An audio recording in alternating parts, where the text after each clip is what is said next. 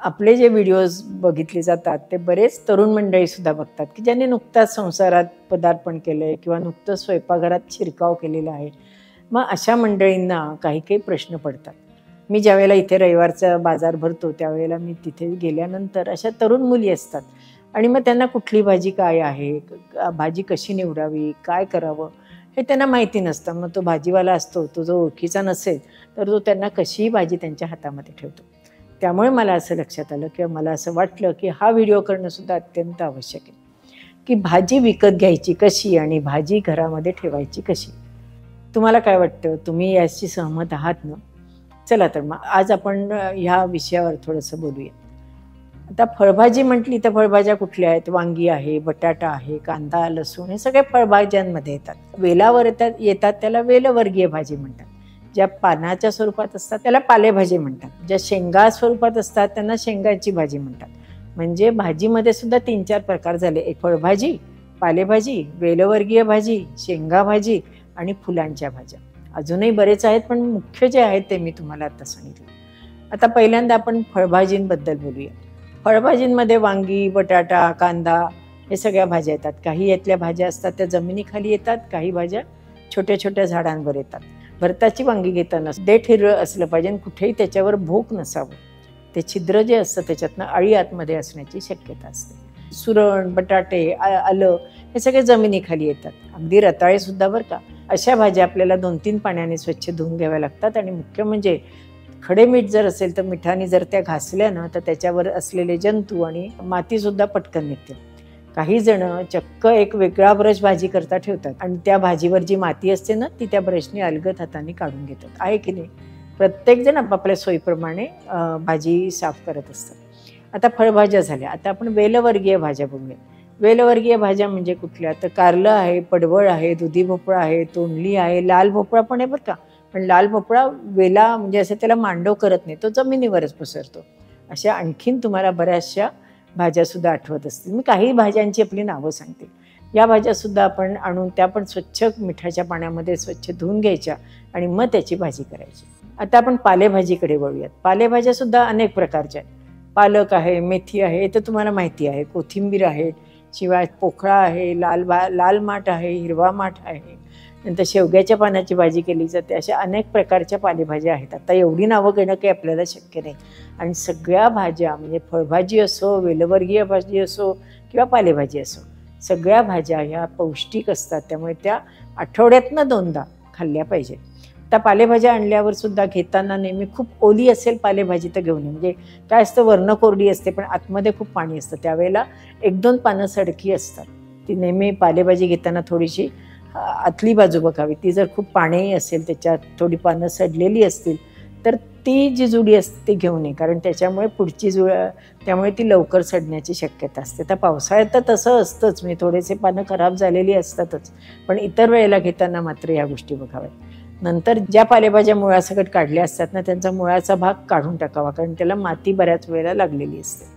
आणि अशा पालेभाज्या आणल्यानंतर त्या आपण निवडून घ्याव्यात. त्या निवडून घ्याव्यात असं मी कारण म्हणते, कारण काही काही वेळेला पालेभाज्यांमध्ये बारीक आळ्या किंवा अगदी बारीक बारीक किडेसुद्धा असण्याची शक्यता असते. आणि त्या जर अशाच्या अशा आणल्या, त्याचे आपण मुळं कापली आणि पिशव्यांमध्ये घालून जर फ्रीजमध्ये ठेवले तर असे इन्सिडेंट किंवा ॲक्सिडेंट झालेले आहेत की त्याच्यातनं अगदी सांगू नये पण सापाचं पिल्लू बाहेर निघालं होतं आणि ते फ्रीजमध्ये होतं. त्यामुळे पालेभाजी आणली किंवा कुठल्याही भाजी आणली ना तर पहिल्यांदा ती ओट्यावर पसरून ठेवली पाहिजे.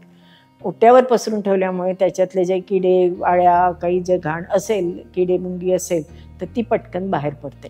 सगळ्या भाज्या या मिठाच्या पाण्यामध्ये स्वच्छ धुवून घेणं अत्यंत आवश्यक असतं. त्याच्यात तुरटी घातली तर उत्तमच. त्यामुळे त्या भाज्या निर्जंतुक पण थोड्याफार प्रमाणात होतात आणि मिठामुळे त्याच्यातली कीड वगैरे असेल ती सगळी निघून जाते. आता पालेभाजी ही लागली आपण पाण्यामध्ये घातली तर ती राहील का? नाही. तुम्ही संध्याकाळी करणार असाल तर लागली धुतली तरी चालेल.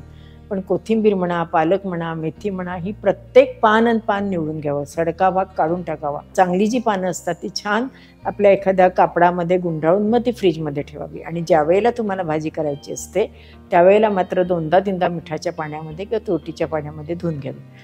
कारण काय की जर आधीच तुम्ही पालेभाजी धुवून ठेवली तर एखाद्या वेळेला ती सडण्याची शक्यता असते.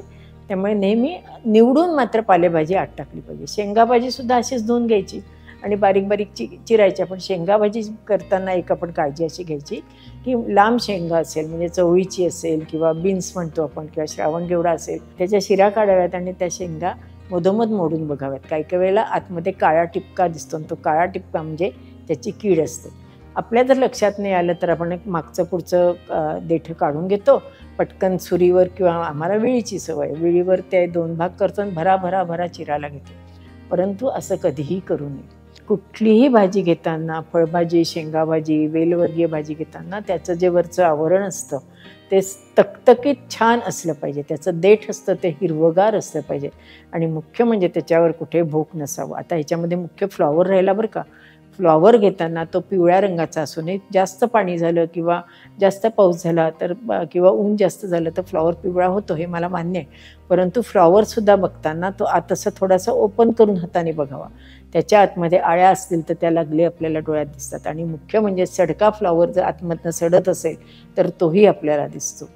फ्लॉवर आणि कोबी घेताना त्याचं जे देठ असतं ते बघावं. ते पांढरं स्वच्छ असावं, पिवळं झालेलं नसावं. तसेच कोबीची सुद्धा वरची पानं पिवळी झालेली नसावीत, नाहीतर ती कोबी शीळ असण्याची शक्यता असते.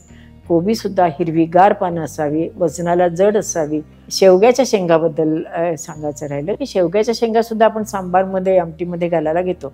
त्या शेंगासुद्धा हिरव्यागार असाव्या. त्या जर आपण दाबल्या तर आत कडक लागलं नाही पाहिजे, कारण त्याच्यामध्ये मग बी झालेली असते आणि गर कमी असतो.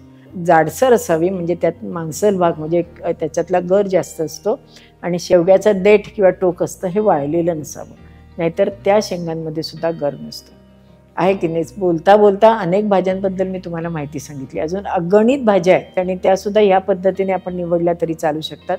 काही भाज्या आपण खाल्लेल्या असतात, काही भाज्या आपल्याला नवीन बघायला मिळतात. त्या कुठल्या तुम्ही बाजारात गेल्यावर किंवा मंडईत गेल्यावर नवीन भाज्या बघितल्यात त्याबद्दल मला नक्की अभिप्रायामध्ये कळवा. आपण त्याच्यावरच्या छान छान रेसिपी आणि पदार्थ करूयात. आणि एक सांगायचं राहिलं, आपलं मेजवानी बुक आहे ना, त्याच्यामध्ये अशा अगणित भाज्यांचे प्रकार दिलेत आणि त्याच्यात मुख्य असे भाग केलेत. शेंगा भाजी, पालेभाजी, फळभाजी असे भाग केलेले. त्यामुळे तुम्हाला त्याच्यात खूप भाज्या मिळतील, खूप माहिती मिळेल आणि अतिशय उत्तम असं हे पुस्तक आहे. प्रत्येक घरात हे सुद्धा पुस्तक असावं असं मला वाटतं. आणि हे एका पिढीकरता उपयोग नाही बरं का, हे तुमच्या पुढच्या 10 पिढीकरता सुद्धा या पुस्तकाचा तुम्हाला नक्की उपयोग होईल. तुम्हाला जर हे पुस्तक ऑर्डर करायचं असेल तर त्याची माहिती डिस्क्रिप्शन बॉक्समध्ये दिली आहे. नक्की ती बघा आणि पुस्तक ऑर्डर करा. आणि अनुराधा चॅनलला लाईक करा, शेअर करा आणि सबस्क्राईब करा, कारण अनुराधा चॅनल हे लहानांपासून मोठ्यांपर्यंत सगळ्यांसाठी आहे. धन्यवाद.